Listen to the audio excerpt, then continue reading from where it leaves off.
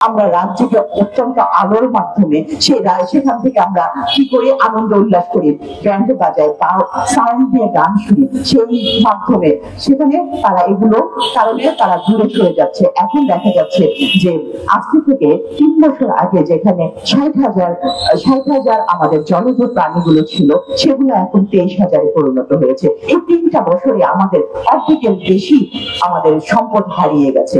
আমরা কি চাই এরকম সুন্দর জায়গাটাকে আবার নষ্ট করতে? 3 বছর যদি এইটুকু হয়ে যায়, আর 3 বছর না, 2 বছরে তো একদম ভ্যানিশ হয়ে যাবে, তখন কি আমাদের টাঙ্গর হাওরের এই সুন্দর সুজলা সুফলা জায়গাটা আমাদের দেখতে আমরা পারবো?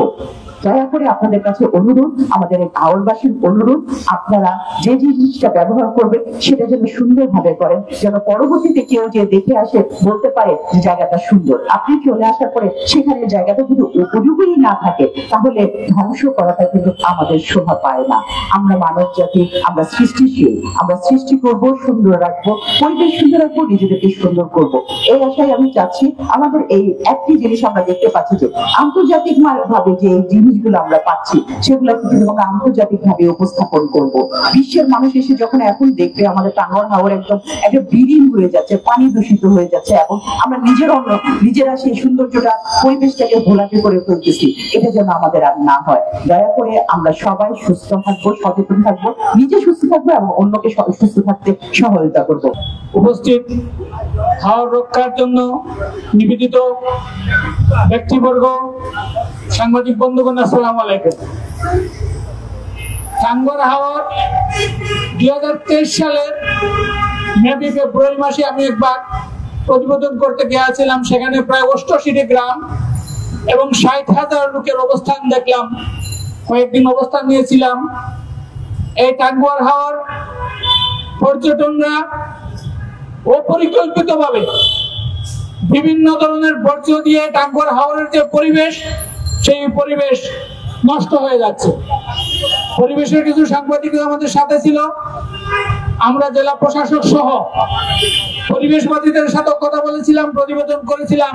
আমাদেরকে আশ্বস্ত করা হয়েছিল যে টাঙ্গর হাওর রক্ষায় তারা কার্যকর পদক্ষেপ গ্রহণ করবেন।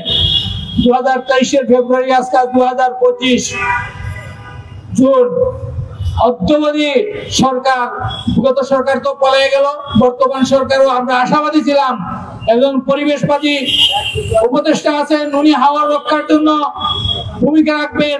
কিন্তু 10 মাসে একটি মিটিং কোনো আলোচনা হয়নি এই টাঙ্গর হাওয়া রক্ষার জন্য কি করা যেতে পারে, এটাকে কিভাবে পরিবেশ বান্ধব করা যায়। এই এলাকার প্রায় 60,000 লোকের বসতি, তাদেরকে বাধা দিয়ে তাদেরকে একত্রিত করে কিভাবে এই হাওরের উন্নয়ন করা যায়, সেই ব্যবস্থা অদ্যবধি সরকার গ্রহণ করেন নাই। আপনি পরিবেশবাদী সাইনবোর্ড ব্যবহার করবেন, পরিবেশের পক্ষে কাজ করবেন না। আমরা কিন্তু সেই সাংবাদিক, আগে আমাদেরকে ট্যাগ দেওয়া হতো জামাত বিএনপির সাংবাদিক, কিন্তু এখন তো আর কেউ আমাদেরকে ট্যাগ দিতে পারবে না। আর আমরা কারো দালালি করি না।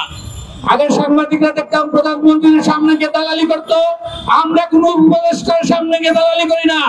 আমাদের পরিষ্কার ভাষা, এই দেশ আমরা সবার, এই দেশের জন্য আপনাদেরকে কাজ করতে হবে। হাওর রক্ষার জন্য আমাদের যে দাবি, অবিলম্বে সেই দাবিগুলো উপদেষ্টা পরিষদে আলোচনায় নিয়ে কিভাবে বাস্তবায়ন করা যায় সেই ব্যবস্থা গ্রহণ করবেন, সে আশাবাদ ব্যক্ত করে আমার বক্তব্য শেষ করছি। আসসালামু আলাইকুম।